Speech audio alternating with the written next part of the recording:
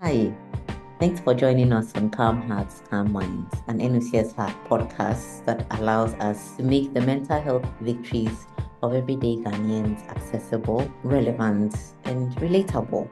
We hope that you enjoy listening to us and learning lots, and we hope you do come back again to learn some more.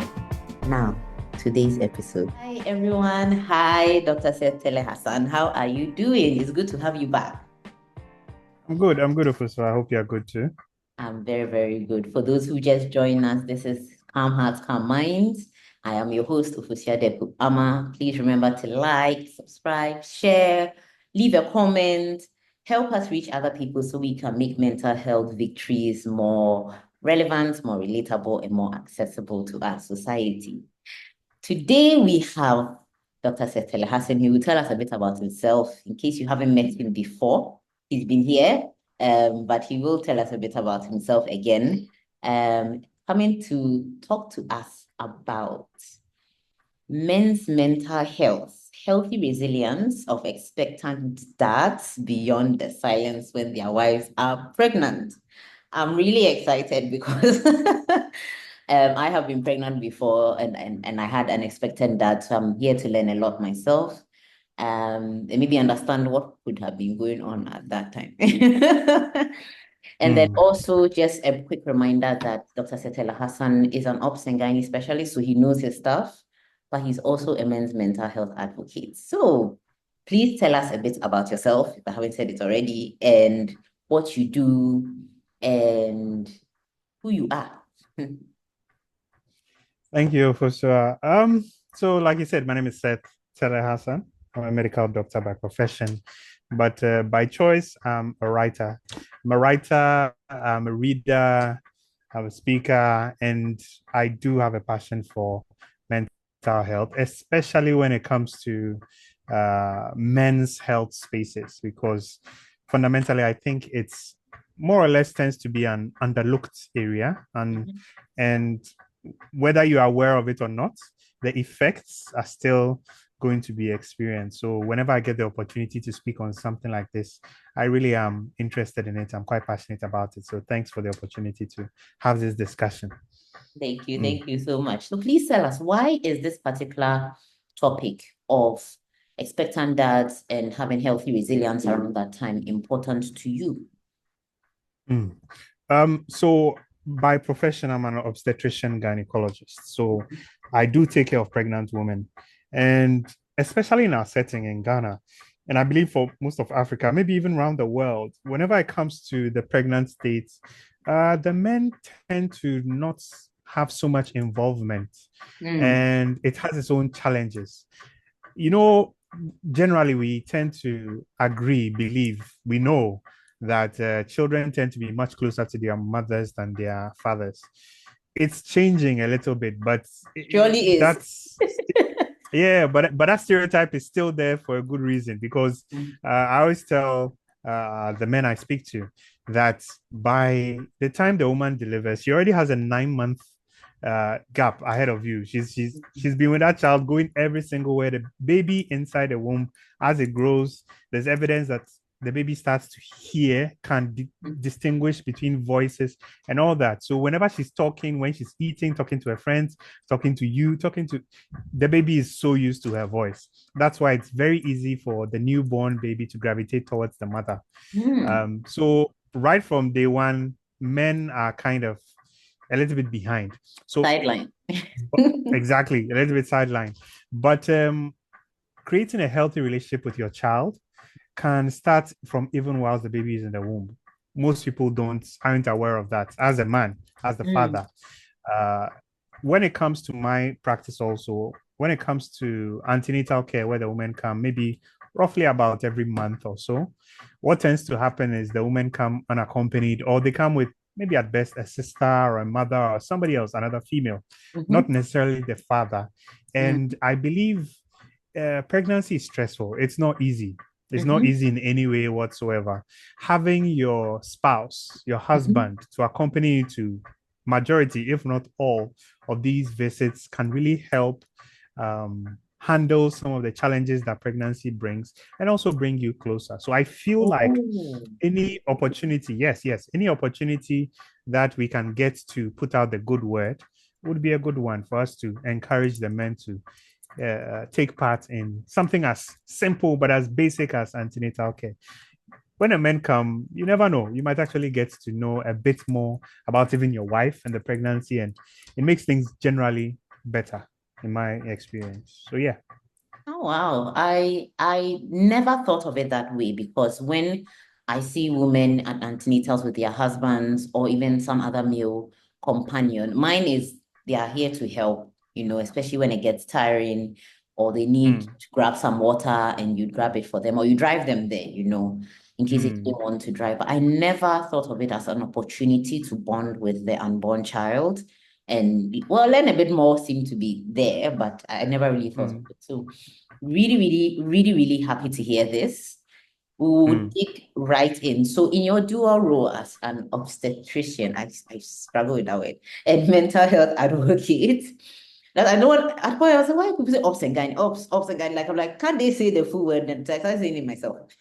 mm-hmm. What are the most common unspoken anxieties or emotional challenges you have observed in expectant fathers during their partners' journey? I mean, we know, and people would even say it unsolicited, even if they have no evidence that, oh, you'll be fine. Like at a point, I used to hate that when I was pregnant. Like, you'll be all right. I'm like, I'm not saying I'm not gonna be all right. Why is everyone telling me I'm going to be all right? Like, there's this presumption that women are worried, Mm. anxious, or they have some emotional, they're overly emotional. But when it comes to men, really, what are the common challenges you have noticed?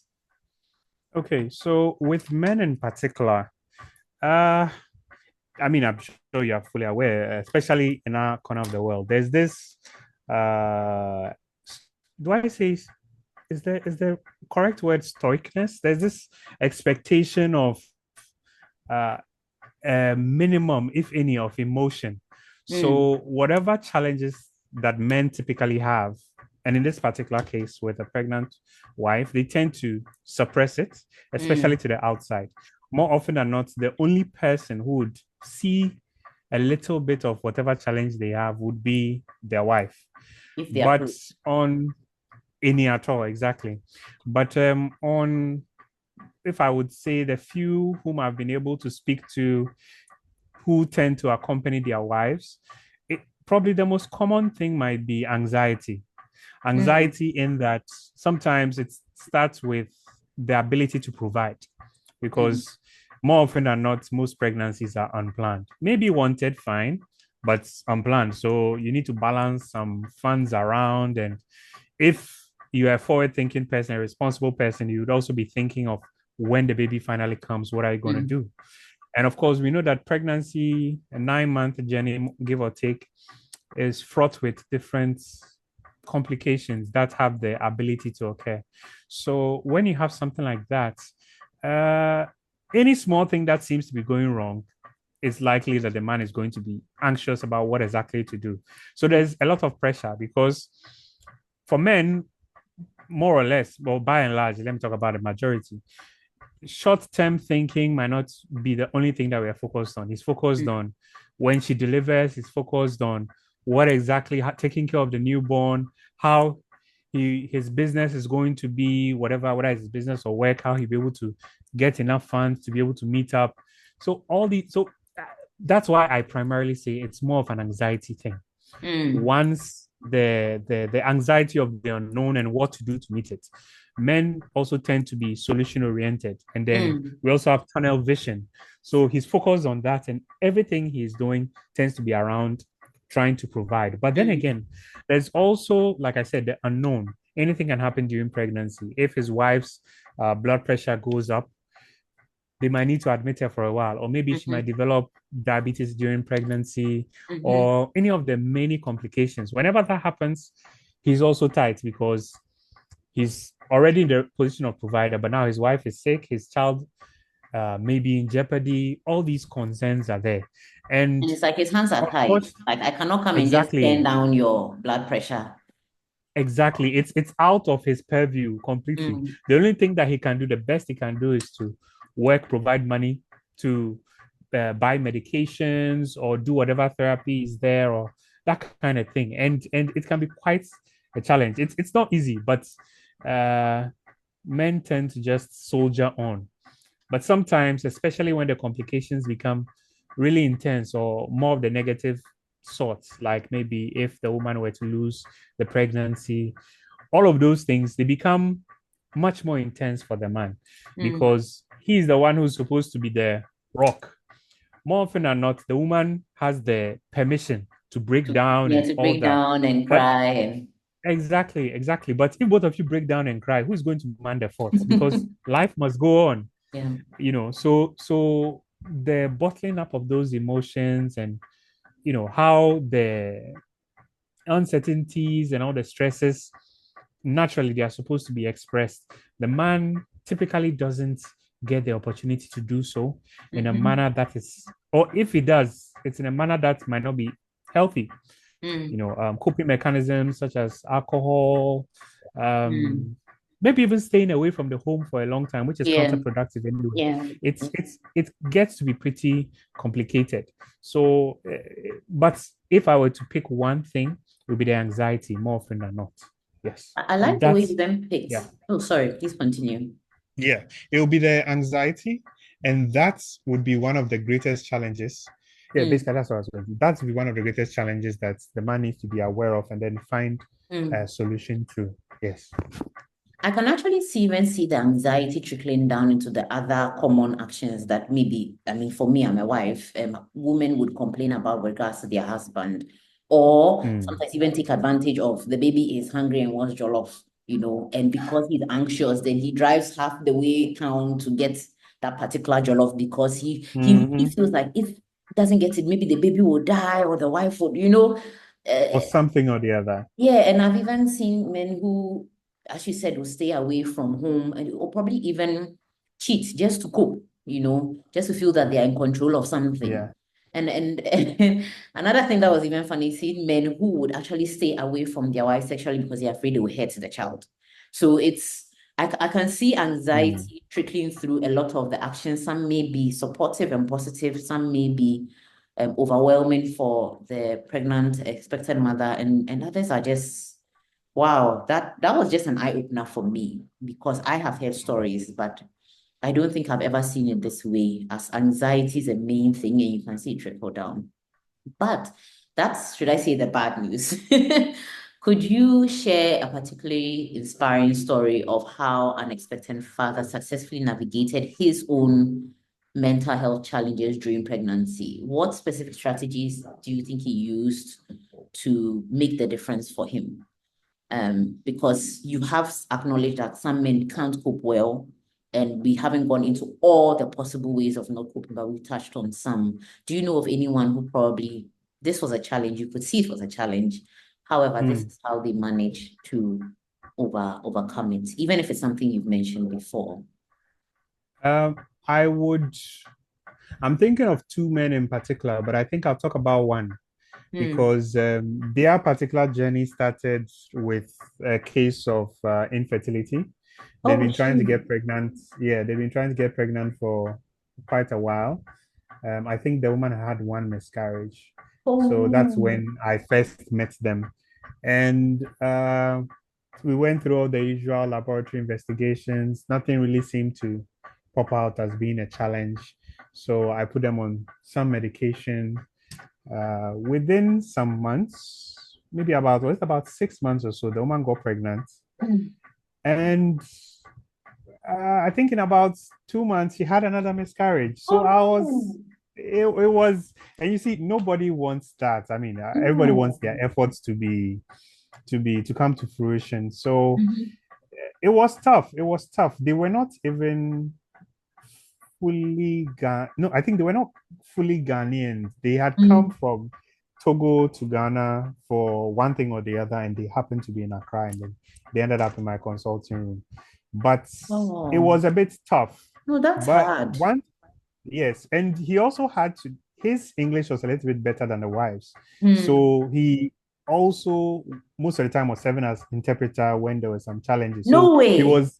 I can right already then, see a disaster on yeah, that one. I'm saying this and you're I saying know. that. Exactly. Wow. So they That's a had lot their of pressure. own, yes, they had their own dynamic. There were already challenges on that end.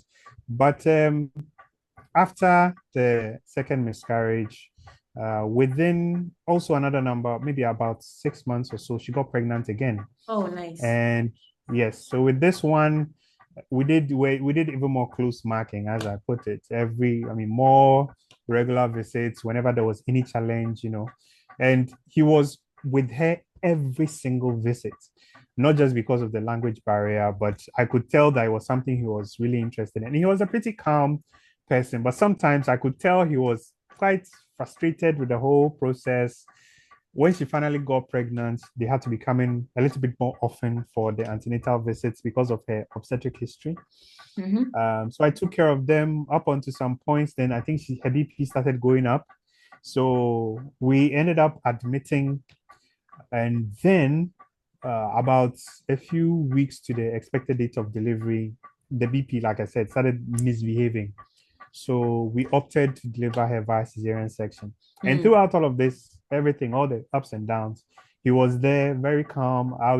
He would ask, what is the reason for this? And I'll try and explain to him Mm. in layman terms. And then he'd be like, okay. And then he would try and explain it to his wife a little bit better. Like I said, the frustration was in his face quite often, but I think for him, he was a bit lucky. He came across as the sort with a calmer temperament. Mm. So he would just, take in the information, and then whatever he felt, he would let me know about it. And they at the end of the day, fine, they had their baby, everything was fine. I didn't see them for a long time, maybe about a year or so. Then he Mm-hmm. called me out of the blue. He was like, "Oh, he's in Togo," and then his wife is pregnant again. And I was like, Oh, "Oh, fantastic! wow. Yeah, yeah, oh, fantastic!" And he sounded happy on the phone. And then when she delivered too, he called me to inform me about it. Oh. So that one I would say was a pretty good one. There Mm. was another couple. Mm-hmm. That one was a bit tough because Mm.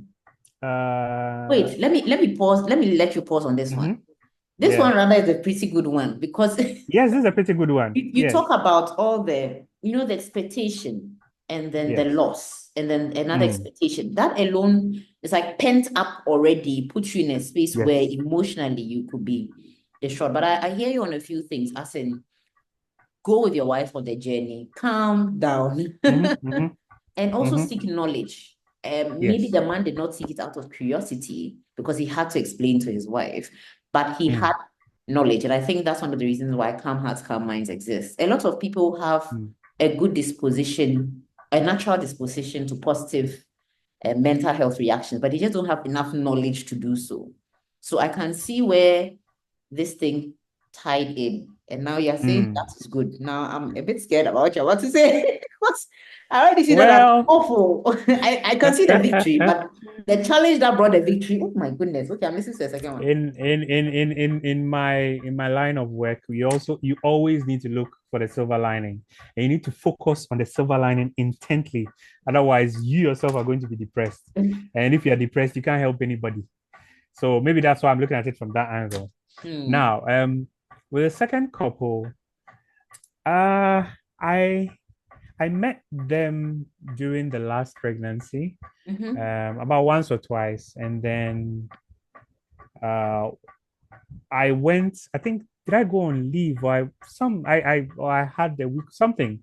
You When went I came around. back, yeah, I went around. When I came back, they said a woman had delivered, but she wasn't too okay. Then I found out that she had had to have an emergency CS, but the Oh, baby was stillborn. The baby was dead by the time they did the oh cesarean section to save her no. life because she had a condition called abruptio placentae. That's when the placenta separates prematurely. So while the baby is Oh, still inside, there's so you need no to rush source that of. woman in. No, it's not even just it's because of the bleeding. So the baby's not getting any blood, any oxygen, So it's a quick thing. If you cut it early enough, you rush the patient into theater, bring out the baby in record time. Mm. But there were a few issues surrounding it. So she lost the pregnancy, Oh, and um, she was understandably quite distraught. In fact, she had a bit of some postpartum. I It can went only past imagine. depression. I think it was approaching psychosis to some point, because you at some point you had to like call her about 2 or 3 times before she realized that you're talking to her. And Oh. sometimes she starts talking and she loses her train of thought. It was really one of the more negative ones. So Mm-hmm. I mean, they were quite distraught. The husband was quite angry because he felt that we should have done something, that the hospital or somebody should have done something to prevent it. But Mm-hmm. there were issues all around. So it was tough. It was tough. Mm-hmm. I decided to consciously follow up, even in the postpartum care. So I saw her postpartum for weeks, Mm-hmm. months, and we were able to get them psychiatrist, the psychological support that she would need. All in all, the man was angry, Mm. but he had to tamp down the anger because his wife was not feeling well. Mm. So I also tried to talk to him and try and get out whatever the challenge was. His consistent issue was that maybe he should have been taken care of in a different manner. But hindsight is always 2020, Yeah. especially when it comes So to some it's, of these yeah. issues. So, well, when she became a little bit better, um, they started when it was safe for her to start trying to get pregnant. They started trying to get pregnant again. So they were coming for regular visits and all that. And then finally she got pregnant again. Mm. So she got pregnant, and then because of the nature of the last Mm-hmm. pregnancy and the outcome, I decided to take special care. So whenever she comes for antenatal, I used to make sure that she'll come and see me every single time. And pregnancy has its issues. There are some things that we say are routine. I mean, you have some pain you can't do something about, or you have some Mm-hmm. recurrence, maybe some heartburn, but all of that could have been handled quite remarkably, quite well Mm-hmm. by the midwives who would see her in my facility. Mm-hmm. But because of that history, I took a special care to see them every single time. So I kept taking care of her with every single visit, whatever problem would come, out, solve it. And I would also be talking to the husband. Mm. He still was not really, how do I say, they both were not really so comfortable coming back to the hospital because of Yeah, where they lost the their trust. last incident. Exactly. But in talking to them, I gave them my personal number, which I rarely do because patients can be very, very We problematic are at times. sorry. Yeah. Sometimes, They are not. but well, if you need a doctor, you need a doctor. But well, so they could call me at any time of the day, night, whatever it is. I'll tell them what to do. Come to the hospital, take this medication or whatever, until she finally came to deliver. I did a cesarean section for her. I think was it August? No, October, I believe, Mm. the middle of October thereabouts. Interestingly, well, she delivered, and then the baby had jaundice, and it was another stressful thing because then But the isn't baby isn't needed to be isn't it admitted. because the baby came early? Because babies who The come baby didn't. tend to have jaundice. That is true, but in her case, the baby didn't come so early. Oh, oh, that's She was stressful. hypertensive it seemed almost hypertensive getting to the end of the pregnancy. But Mm. because of the history of the previous cesarean section and the interval between that pregnancy and this one wasn't that much. Mm. So once the woman usually is past about 37, 38 weeks, Yeah. we can deliver. So that's what we did. So the baby had to be admitted at NICU, and the frustrations came out again. There were a number of altercations between Wow. between the husband and then some of the staff. Uh, I think on that end, they didn't know the full history, so they were probably just Mm. taking care of them like run of the mill. But somebody like that, their They're already sensitive. sensitivity, exactly. The level is their threshold is much lower for them to flip. So Mm-hmm. there were a few incidences like that. There was a point they wanted to admit the baby. In fact, right from the beginning, they wanted to, after she was admitted for the cesarean section and then we discharged and it turned out the baby was jaundice, they wanted to admit the baby and the I think the way they communicated the information to the couple wasn't really the best. So Mm. the husband was like, he's not going to. In fact, both of them they didn't want the baby to be admitted because they felt disrespected because of the Mm. manner in Mm. which They were the told.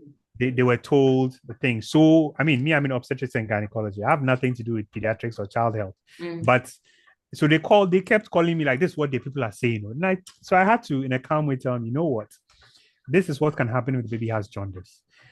The sooner we do something about it, the better. And if we take care of it early enough, the baby is most likely to be out of the hospital early enough. But if it takes too long and there are other complications, the baby might have to be in the hospital even longer. So you just let them admit the baby and all that before they calm down, and then the baby was admitted. And even when it came to the time to discharge, there were some issues, but I felt like most of it had to do with the misplaced aggression Mm-hmm. already. Already, So yeah. where I could, I tried to calm down, I calm the man's, down, calm him down a little bit, calm his temper down so that he could make the right decision for the baby. And today's yeah, I think last week I was in the clinic and then they came for their second postnatal visit and the woman, Oh. they were both all smiles and everything, and the woman, I was like, Ah, you people, you you people, will. I know, right? All smiles, Oh. the baby looks wonderful, the woman is smiling, the man too is Oh. perfectly fine, and then just some issues here and there with the child baby, and I was like, that's fine, I can handle this. And that's just fantastic, and that's what I want. That's what Mm-hmm. every health worker wants. We want you to come, whatever problem you have, by the time you leave, you should be living in a fantastic state. And for that one, I believe in this particular case, what helped was the constant communication and the explanation. Really. Because the first time with what happened, they felt they didn't have enough information, and Mm-hmm. coupled with the mother's complication, it Mm-hmm. was a lot of stress on the husband. So that was one of the challenges that they had there. But I believe communication this time really helped. Communication. It's essential when it comes to us. Wow. Yeah. And Wow. because I had the history, I was able to interpret his responses Mm-hmm. enough. Not because potentially I could have been like, you know what, I've done my best. I'm not God. If you're Mm-hmm. angry, you be angry. It's you and your child. But Yeah. understanding where he was coming from, most of the anxiety was from fear that what Mm-hmm. happened before was What going to happened happen again? again. Yeah. Exactly. So in all that I was doing, I was trying to show them a different outcome to look forward to. Hmm. And by God's grace, in the end, it worked out the way it should have. So yeah, those are Oh. the two that came to mind instantly. Wow.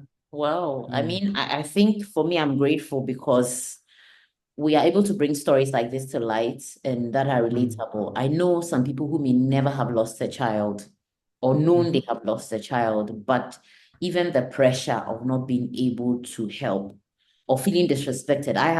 When I was pregnant, felt disrespected a couple of times in the hospital. Other times I just had to go like, and it's what you were saying that even reminded me of it. Now my child is a little older and I would not have remembered mm, you mentioned this. So it's not just um do you, so you've established, and I'll be pretty quick with this one. You've established that people who have a previous incident, condition, complication normally can be mhm, extra sensitive. So if you're a man listening to this and you've had this with your wife, your partner, it's possible that you come out a bit more raw and a bit more sensitive and a bit more prone mm. to outbursts or coiling in or doing something that just doesn't help with the situation. Yes. Yeah. But You it say the all same stems from exists. the Mm-hmm. sorry, it all stems from the man's wish to be protective, to protect his wife. Because Mm. more often than not, when the women are pregnant, they tend to, it's okay, kind of take everything, even though something might be going on, they might feel hurt or disrespected, like you mentioned. So then the man goes a step further to try and make the case for his wife. So sometimes it's our responsibility as health workers to see past the misunderstanding or the fracas at that Hard. point. It's hard. And Imagine then, every man that yeah, comes in is being overprotective and being, and you also have your own worries. And I'm not defending bad behavior, but I'm just saying that health workers also struggle because yes, I will go to a hospital and it's just my problem.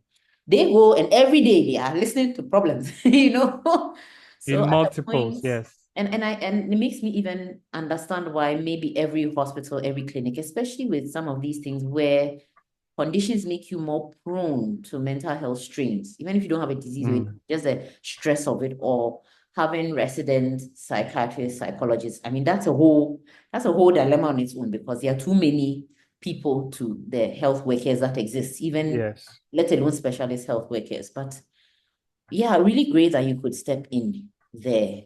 But my big question is, does that mean that men who have not had previous instances are, should I say, not immune to this? Ha, I definitely like the not. way you said ha. Definitely not. See, the fear of the unknown is Mm-hmm. another challenge. And in fact, it isn't even just the norm. Anybody, even doctors whose wives are now pregnant for the first time, sometimes they can be a bit, They can yeah, overdo a bit it. problematic. Yes, They yes. can be too For much. exactly, it can be quite the challenge. But the good thing I think about men though is because we tend to be a bit more logical and less emotional. Mhm. Sometimes the provision of information as to what exactly Mm. is going on can calm those things down because there is fundamental mistrust. This person I'm talking to, do they really know what's going on? Can they really explain? Like, do they really, is this thing going to work? So Mhm. sometimes I go the extra mile, more often than not, to explain in detail what exactly is wrong and what we can do about it and what we expect if we do something about it and what we expect if they don't comply. So when you Mm. present such Mm. That helps. information in detail, more often than not, they understand, they comply. But it is when you have, unfortunately, some health workers, oh, are you the one who's going to tell me what to do Some about this? actually have a proper fear that if they give you too much information, you end up doing too much. Or you end up saying, Aha. because this is good for my eyes and this is good for my liver, let me drop down for my eyes because I can see. Therefore, let me. That sort of thing. So the If responsibility then is to explain to them what exactly is going to happen they if don't they take. make that decision. Aha. And you see, it's some would consider it as callous, but on occasion I've had to tell people, Madam, if you don't do this, you are going to die. It sounds Harsh. unfeeling, harsh, that kind of thing. But sometimes it can be very frustrating because I see the problem. I see Mhm. it every day. I see it coming from afar. So I Mm. know what to expect. That is why I wish for you to do this. But sometimes for your own sake, for your own happiness, you decide I want to do my own thing. In fact, earlier today, I spoke to a woman like that who had been hypertensive for a while. Mm. And she took the medication for a bit and she said a BP and she stopped. So I had to, luckily, her husband was right by her. And I was very Mm. happy. I was like, thank God that he's here. Because when I started mentioning some things about taking the medication, he just turned and looked at her with some Mhm. funny look. And I was like, she does that. And I was like, yes. And I was like, yes. That's why I want the men in here. Because the man will tell me what exactly is going on in the house and we If can the figure woman does things not. out. which is Exactly. which, Exactly. which is also then becomes actually an advantage. And I love speaking about Yes. mental health because one, I'm not very knowledgeable on that. But I always Mm. see that some of the things that are actually a man's downfall is actually also their strength because Mm-hmm. they want to be able to be solution oriented and they want to be able to know and take action. They are most likely going to Yes. follow through on instructions. Obviously, there are men too who will just be callous and because they think they know, they will not follow through. But then there are Yes. people who would end up encouraging and you and I understand. I think I heard of a doctor who literally made it compulsory that men should join their wives, Mm. their pregnant partners to the hospital for Mm-hmm. antenatal. And I could sense the frustration in the woman's voice when she was relating this because it's like, do you know our kind of work? They can't just get up and take leave and come. Even me, I'm having problems. But I kind of get it now because if the man and the woman are in this together, it becomes so easier. I'm looking at the time, so I have to round up to go on the break and come back. But wow, this is amazing. I couldn't help but laugh at the doctors. Oh, yes. I'm an Yes. engineer Yes. by profession. I haven't practiced in a long while.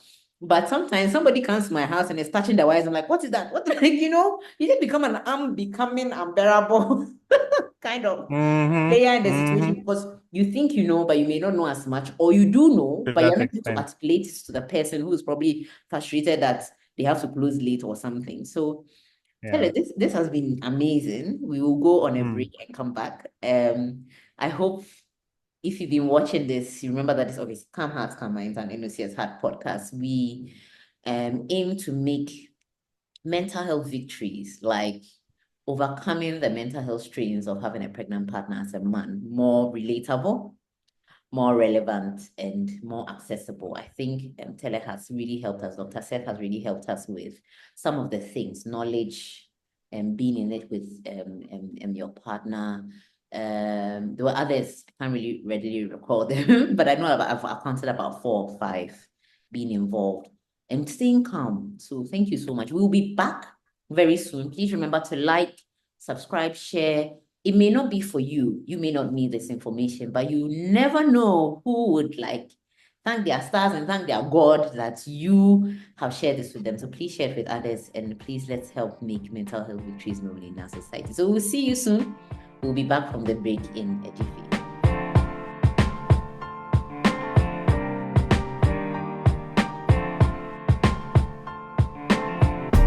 For joining us again. We are back from our break. We have Dr. Setela Hassan. In case I like to say we are walking somewhere, you are hearing this from someone's device. You didn't start this from the beginning. Dr. Setela Hassan is an obstetrician. Obstetrician. Let's just say that he takes care of pregnant women. That's all. And I said earlier that I never understood what the obs and gynae. I was like, why are you shortening the thing? You say every other one, you say obs and gynae. Now I understand obstetrician and gynecologist. But he's also what makes Dr. Setela Hassan special for me on this podcast is that he's also a men's mental health advocate. Like, how cool is that? He takes care of women and then thinks about men too as well. So really happy to have him here today. We are talking about how men can build resilience and take care of their own mental health when they have expectant partners, expectant wives. And it's been very interesting understanding how a lot is based on anxiety and the inability to help because men are generally solution driven. So we talked a lot, but we have a few more questions to go. Men feel the pressure to be the strong one. You've already said it. That sometimes they have to be the man. They have to be the one who doesn't show emotion. They have to be the rock for the family and the rock of Gibraltar. How then can they take care of themselves? Because you are busy taking care. First of all, you're thinking about money. I know a man who was already thinking about school fees and and the child wasn't even born. That's a good man. So there's a lot of pressure to provide. Then there's a lot of pressure to protect and support your wife. Even if you don't show it, that pressure is still there. Because some men do, some men don't. Now you have to be the rock, the strong one. How can they just take care of themselves as well? Because there's a lot of taking, and if they have other children, oh my goodness, they have to sort that out too. Becomes compounded. Charlie. So how can men actually help themselves when it comes to just getting through this and taking care of their own mental health? It's a tough one. It's a tough one. I say it's a tough one because I feel every man is unique in the way he handles his problems. For a number of men, all they need is a plan. As in, they need to plan roughly to bring it up, put it out on paper, even if you need to get like a spreadsheet.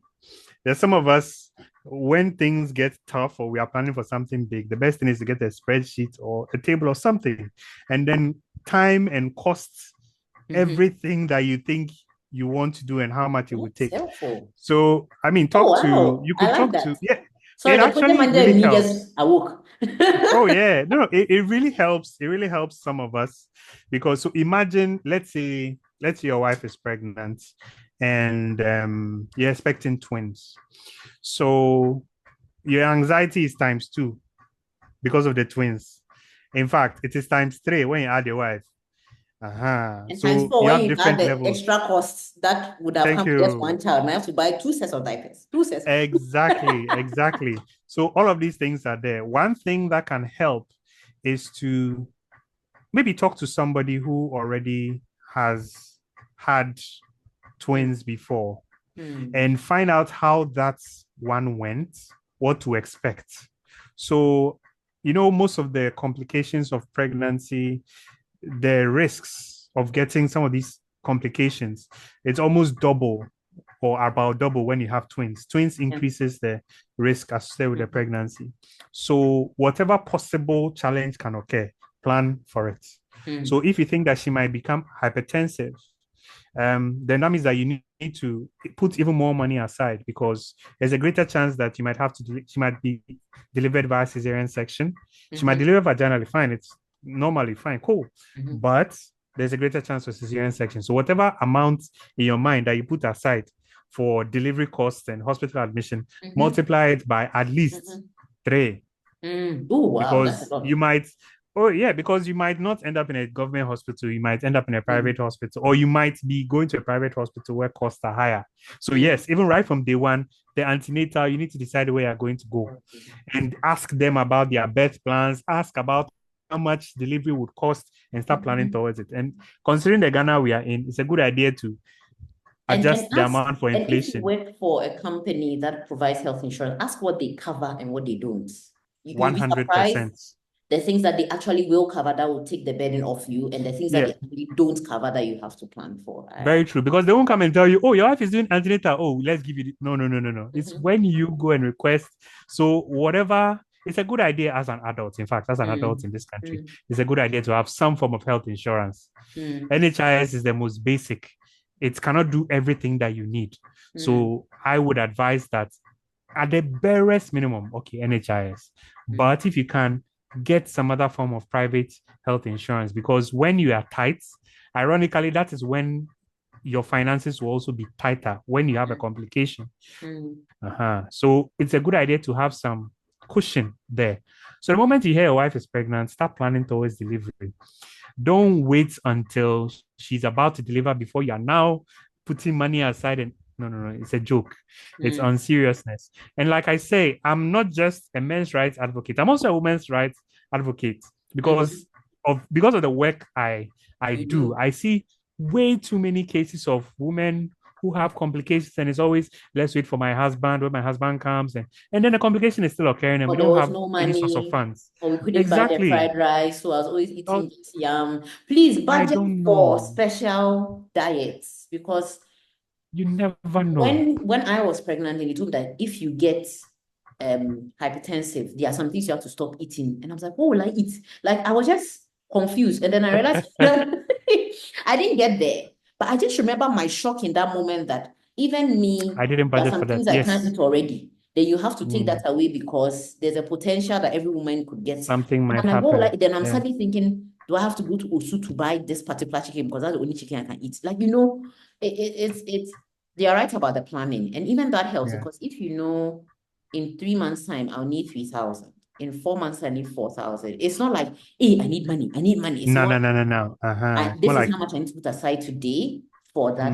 Yeah, I mean, I'm personally blown away by that piece of advice. yeah, even if you put those funds into treasury bills short term, all other things being equal, if nothing crazy happens, which well, it's not so likely it will, but there's still a possibility. But all other things being equal, you can withdraw that money when you need it, and there might be even a little bit extra to budget for inflation issues. You see, so for men, I would recommend number one, planning. The anxiety takes you over primarily because you're not ready. And if you want to be ready, you need to plan. That one there, it's no two ways about it. It go be, it's not a plan. And no, Hope no, is no, not a that one there. strategy. Oh no, no, not at all, not at all. It is good, it's fantastic, but it's not a strategy. So planning helps, take off an amount of the noise. And even like I mentioned briefly at the beginning of the planning, talk to somebody. If you know somebody who's going through the same thing or who went through the same thing or something similar, talk to them. As a man, especially, not necessarily, I mean, the woman, she won't be able to relate. But She if may you have a have friend, other ideas. exactly, if you have a friend, a brother, a cousin, somebody Church who you member. can speak to, yes, who has gone through something similar or something not exactly the same, but something close, or even if it's just that he to his wife has delivered not a long time ago and he had some issues, just call him my guy. And most, if not all men will be very willing to explain how they pass through or even the pitfalls so that when you get there, you don't fall into that trap. That is the challenge. Let me add this because having to do things like this podcast and other things, I've realized that your network is very helpful in these times because you may not know anybody who has twins, but you can just call a friend and say, do you know someone who has had twins? Will they be willing to speak to me? You'll be surprised how people are just willing to help you because they can't help you or they can't give you Yes. what you want. So please just ask someone. Do you know someone whose wife lost a child and they are going for a second round or something? I mean, Something just to put that out there, you'll be surprised. And please, I in mean, you can also reach out to us. Luckily, we have access to a lot of people who we can ask if they can help. I mean, we can always tell you that we can't, but please don't suffer in silence, especially because some of the things you are really, as human beings, we can get really afraid of can be dispelled with knowledge. Yeah, so it's said, true. I just had to In mention that in thing. that's quite timely and it's very important and it's a very good point you made. You know, in better places, they might have support groups, you know, and all those where you can get people, but we don't really have much of those here. So that information, that the network that you spoke about is very essential. And the other thing I think that we should try and put aside is the notion that I need help, so give me something to help. Some people they expect you to give them money because I've told you my sad story. This is a challenge. Sometimes, Oh. and that's the other side because all the while, let us stop assuming that all men are made the same. Not all men have the strength to sit down and think through this and then find a way. Some have challenges, so they just want a quick fix. We need to get to a point where the information that somebody is giving you, mind you, the information they are giving, they give you that information maybe 15, 20, 30 minutes. That has been their life for 9 months. And they are telling you what exactly happened. So you are getting a sneak peek of what can happen. So if that same thing happens to you, and maybe you have a shortfall or you have a worse outcome or as bad, even as bad an outcome as theirs was, then that means that you were not thinking because and that applies in so many different areas. For example, as an aside, when I train I teach medical students, I train house officers, junior officers, etc. And let's say if I'm doing a surgery and they're assisting me and I'm explaining to them what I'm doing, I can explain it to you over 30 minutes, 45 minutes, an hour. That information I'm giving to you. I've been in practice for give or take. Wait, we are in 2024. About So 15 years, I've been almost more than I started 50 years. I think I went into practice. I began medicine in 2012. So yeah, that's about 12 years or so of practice, surgery and things. So the information that I have accrued over that period of time, I've compressed it. I'm giving it to you MP3. So if you take that, what it means is when you get by the time you get to my level, you should be past me. You should be fantastic, you know, because you would also build what you have on that. And that is how we are supposed to live in this world. If most people, if we help each other, especially when it comes to challenges like this, we'll come to realize that our outcomes would exponentially become better because you don't need to start from scratch like somebody did. They started from scratch. They meandered their way through all sorts of challenges, and they finally ended up where they were supposed to go. Thank God. But you are not. You don't need to go through the wilderness. But the network thing also comes in. But you yourself, your outlook, you should be able to do what you can to help yourself by building on the information alone. It won't necessarily come in maybe finances or a donation of what. Yeah. Some people, when it comes to help, they think that you must help them. They must feel it in their pockets. Okay. But sometimes it bypasses the pocket and goes to your head so that you can create pocket Space. wealth.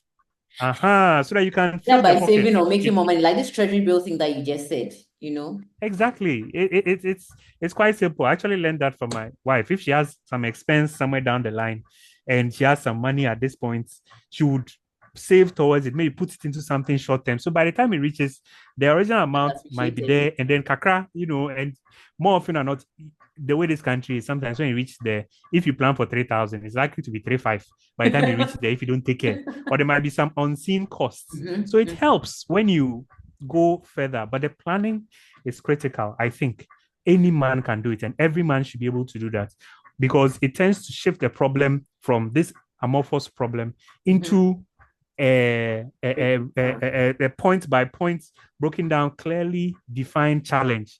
And then for each aspect, you can see what you can do about it. So, is it about medication? Okay, this medication, I can get it from the hospital, so it's not a problem. This one is hard to find. We've bought some for the month now, but I don't need to wait until the month is They over. need it. Then I'll now go to Tiptoe Lane or Himfa to go and look for it. No, I need to get it now and put it down because chances are we will need it.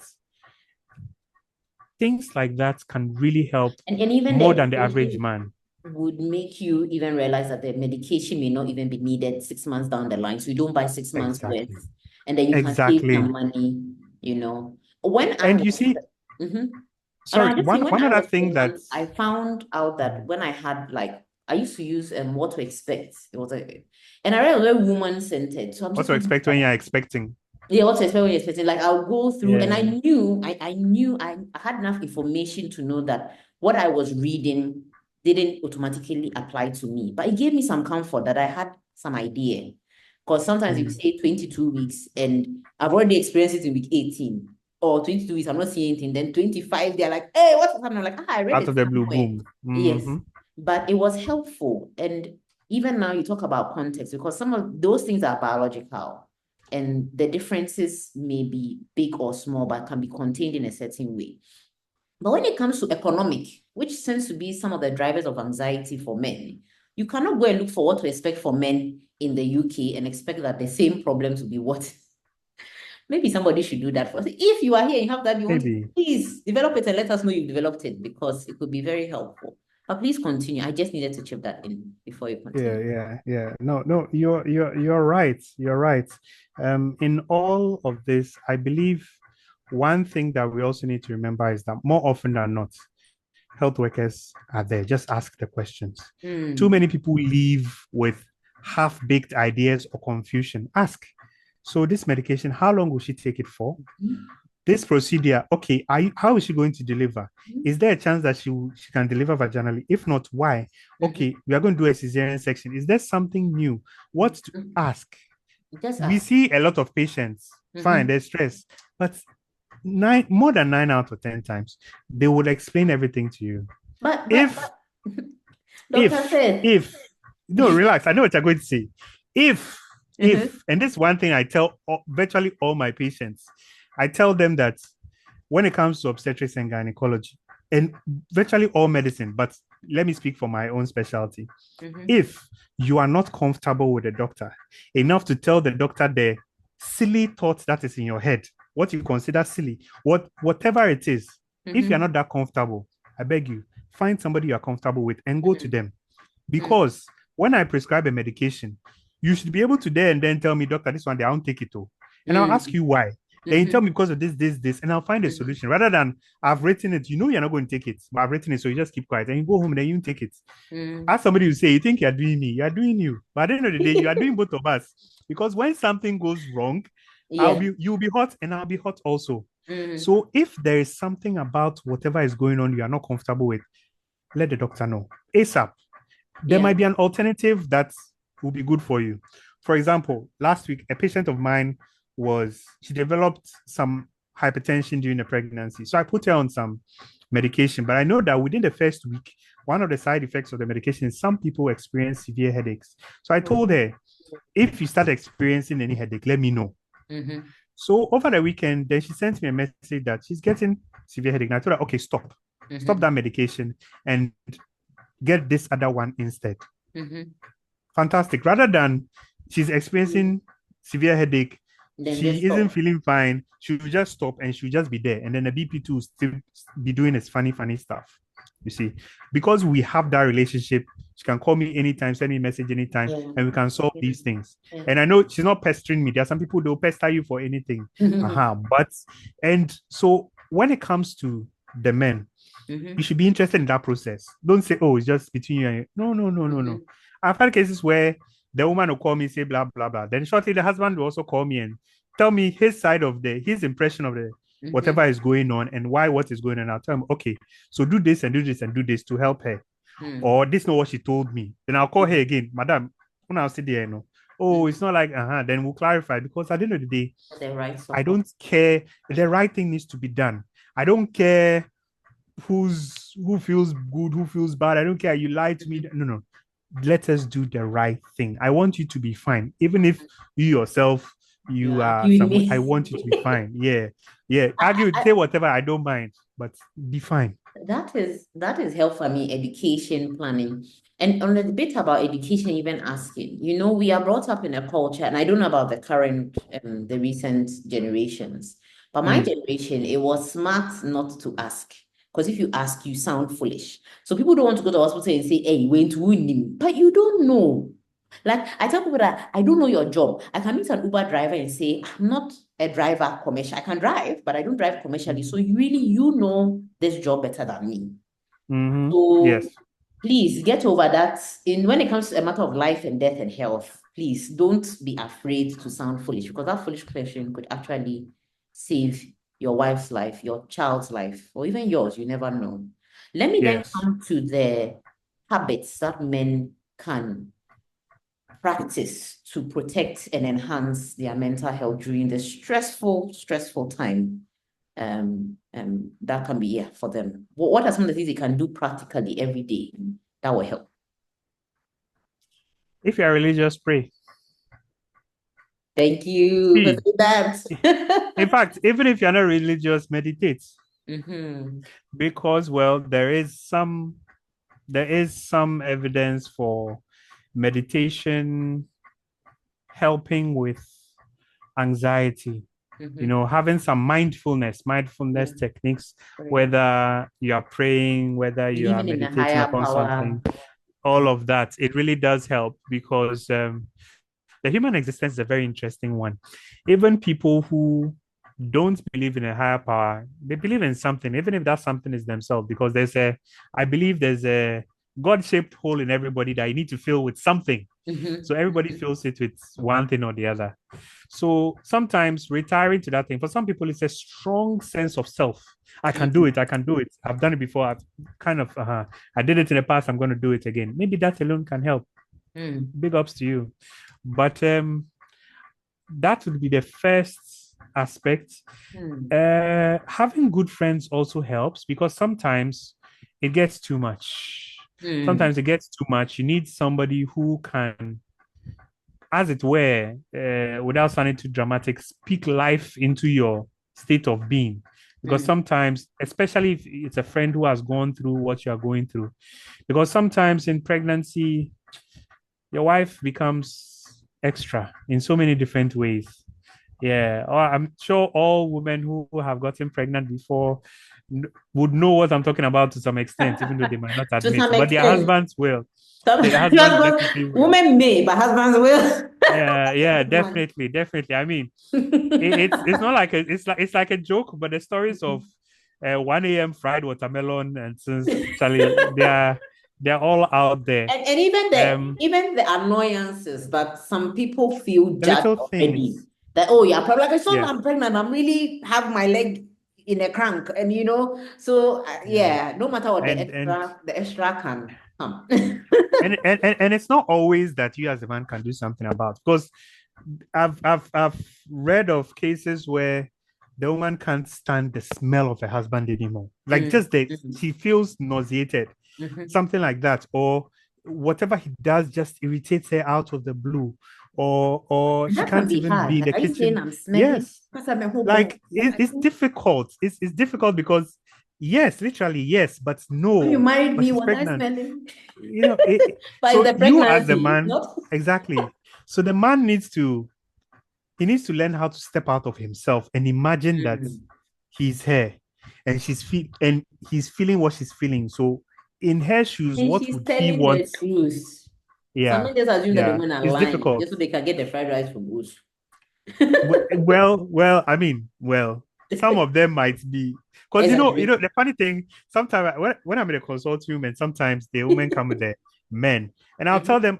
I mean, and then she's complaining about. So now, and what I tell them when I'm like, you see that guy right there, bill him. Whatever it is that comes to your mind, bill him because it's his fault that you're pregnant. He's part of it. You are carrying the baby around, but he is the one who did it.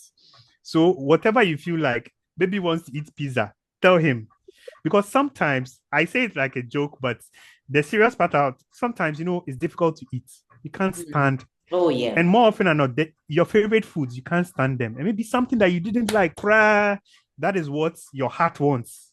Mm-hmm. Uh-huh. Mm-hmm. So you need to And, have. and and even chip in that for some of the Mhm. cravings, some of them are actually biological. Like women who want ice could actually be anemic. Women Yes, who want yes, there's kebab, that. actually their Ice, hemoglobin has pica, fallen all a those bit. ones. Some Yes, of them are ice. actually could be biological indications. Some of them are, yes, the hormones Yes, and everything, but some of them are actually real biological indications of a that's true. deficiency that they are suffering from in the moment. That's true. Mm. So I think in all of this, in as the man is trying to find his own peace, he also needs to learn to think Mm. in her shoes, to widen his understanding, to be her, to try and imagine how she's feeling. Mm. Sometimes all the annoyances, when you place it in that context, it's easier to bear. Empathy. Uh-huh. When they wake you up in the middle of the night that they need water, why don't you go and get it for yourself? The fridge is just there. Get up and go and get the water. You don't know what he's doing here. For Mm. she's been up for 3 hours already, and she's been thirsty, Oh, and she's just trying to work her way to, and oh. then she's just, all those things. And of course, sometimes it can be annoying when she's finding it difficult to sleep, and you are snoring your head off because you're in the third heaven. You know, it's not easy. It's not No, easy. it's not. It's not easy. I think every man needs to also step out of himself. Um, Talking to other people once more does help Mm. because somebody has definitely gone through what nothing is new under the sun. Mm. If you have any friends, I'm sure one of your friends has gone through something similar. Sometimes just the commiseration alone will help you calm down. And Mhm. sometimes too, because the tendency is that you get frustrated and you want to flip. If you flip, she start crying, she starts crying, you feel even worse. It's a vicious cycle. So Mm. if nothing at all, um, uh, love your wife the way Christ loved the church. And Mm. if you consider all the nonsense that we have done to Christ and the way He To still loves us, Christ. then you know that there's far more room for For improvement in your God love poured for your his wife. love out into their hearts. Whilst we Charlie, were even yet to death. sinners, Christ died for Ah, us. thank you. Even to death. And they're not saying die. You're just saying go and He get just invite the fried an rice from Bush. ajowache. Go and get an ajowache from himfa. Sometimes it can get frustrating, but Mm. if you need to take a breath, you need to step back, do so, gather yourself and come back because I promise you, she needs you. There are some women who might even get more argumentative because they are feeling chronically irritated. They are oppressed by the whole The process. whole everything. I mean, she looks into the mirror, she sees herself, her facial features have changed. She's not that fine girl who was a Charlie. Her market value has depreciated just because she's pregnant. She didn't kill anybody. She's We just won't mind you pregnant. on the market value bit. All those things, and But we all get that. you. So you need Oh, to see inside for her small. It's the least that you can do. Find healthy ways of dealing with it. Don't leave her. Don't leave her yeah. at home and then you are just gallivanting because you want peace. Don't do that. Mm. Even if sometimes you want peace. Ask her, do you want me to get you something? And go out and get her that something and make it your drive around. Mm. You'd have cooled Mm. down enough Yeah. to, she needs you. That one, don't forget. No matter how annoying she gets, no matter what she says, she needs you. Yeah. So it helps. Yeah. Mm. We are like fast running out of time. We have less, maybe about 5 minutes to go, and there are two more questions. So I'll combine them into one, and hopefully you add the last one at the bit at the end. We focus on. I can't even summarize because there's so much, and I'm looking forward to listening to this again. We focus a lot on postpartum depression, postpartum blues, postpartum psychosis, postpartum mania. But what about men? Do they have any postpartum about there? Because honestly, when you think about mental health, and sometimes it's just built from the sheer stress. Sometimes having the end doesn't mean, oh, it's done, so everything is fine. Sometimes that's when it's done and everything, or the backlog, all the drives, all the things that you've been doing, all the coping mechanisms. Maybe you went to buy the fried rice, but you sang a song instead, but didn't deal with an issue. Suddenly it's all flowing out. Are there any, maybe first start with biological that you know of, and any actually psychological strains that come with actually having the child that associated with, yes, you've had the child, but now this is what you have to deal with, like how postpartum depression, mania, and blues affect women. And then you can end with, and I'll give you your time, you have about 5 minutes, end with, if there's one thing you want us to absolutely remember, what would it be? If everybody forgot everything we said in the over hour that we've been here, what would it be? So first question, tell Okay. us. Tell us. I think with men in particular, there doesn't appear to be any overt psychological complication within the postpartum period. It tends to be another manifestation of the anxiety, right from day one. That is what might come. Of course, if the man, these conditions, if you have some underlying psychological problem, it can trigger these stresses can serve as triggers for acute events, but typically not so much. Typically not so much. It's just the underlying anxiety. And if that is the case, the solution is really the same right from day one. Right from Planning, the anxiety. knowledge, Yes. talk with Yes. someone. Definitely. Um, with that aspect, I think that's important. One thing that can also help. Remember at the beginning, I said by the time the baby is born, the woman has 9 months ahead of you. She's already in the good graces of the baby. And a Apart comfortable from that, also, exactly, a very comfortable 9 month lead. So it's really difficult to overcome that one. However, in the postpartum state, uh, especially if you don't have dedicated help, there's a greater chance that the woman might, even if during pregnancy she didn't, she might develop some form of postpartum hypertension. And this one tends to be as a result of a deficit in sleep. Because whilst the baby is inside the uterus, the baby does not sleep much at night. The baby is more Awake. active at night than during the day. So you have that it won't change. It will take some months for the baby to get used to the external environment. So one thing that if I could say that men could do is, your wife is pregnant. All other things being equal, you know that she's going to deliver at the end of January. Start planning your annual leave for February or that time and be there. And the be there that you're being there, it's not that you're just going to sit there and watch her. You are literally going to be helping her out. Yeah. Because taking care of a baby is no easy thing. It's no small thing at all. It's quite intensive. And it's going to be a learning curve for you also. We need to reach a point where leaving the baby with you doesn't let us get scared that the baby might not survive the next 12 hours or something because you are helpless. No, you also need to learn how to change a diaper. You also need to learn how to wash the baby. You also need to learn how to put the baby to sleep. So one of the things that really helps is the baby will sleep most often during the daytime. So the best thing to do would be either to let the mother also sleep as much as she can during the daytime. So that during the night, the waking up and sleeping, the waking up and sleeping thing won't cause her BP to rise. It won't be so much of a stress that you should start having those challenges. That's where the husband comes in. So let's say you have a month. I mean, they are putting forward paternity leave thing. I don't know how far it has gotten. That one cries just about a week or so. Yes, but yeah, it's currently a week. They are trying to propose a month or something, but that's another story altogether. We know quite a number of the men won't want it either because that would mean that they will need to be around because they So want to some be men away want from all the you to make crying. more money, but I've realized That how it's been helpful. I benefited from extended paternity leave for my husband. And honestly, all the things you are saying are on point. I would, because of the time, I will not go into it. But men, every little help counts, every little assistance counts. Please yeah. continue. So I mean, things like that help all around. If there is anything that I think anybody who listens to this should go away with, the men especially, it is okay to feel anxious. It's okay to feel worried, but don't stay there. The most important thing is plan. Plan every single month to come. Plan every single month to come. Think of every eventuality and get a plan for it. If it doesn't come, no problem. If it does got comes, more you are money for ready you. because you're exactly. Just plan and plan for as long as you can. If you need to, if now that she's in the early stage of pregnancy or something, you need to take extra shifts now. Take them now. It's not when she's about to deliver, when she needs you even more. They are now going to be, oh, I need more money. Let me take extra shifts. It won't help her. It won't help your baby. It won't help your relationship. So plan, talk to somebody who has been through it. If you are overwhelmed at any point, and try and put yourself in her shoes. Those shoes are not comfortable at all.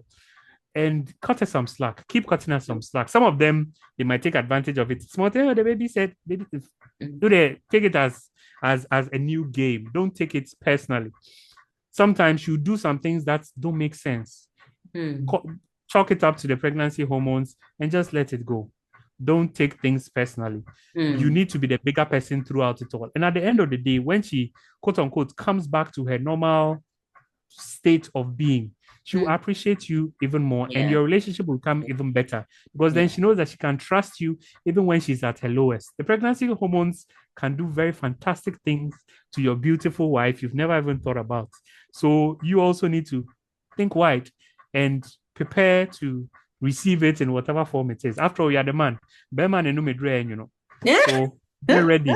It's not easy, but at the end of the day, plan, talk to somebody and cut her some slack. Try and be in her shoes for a bit.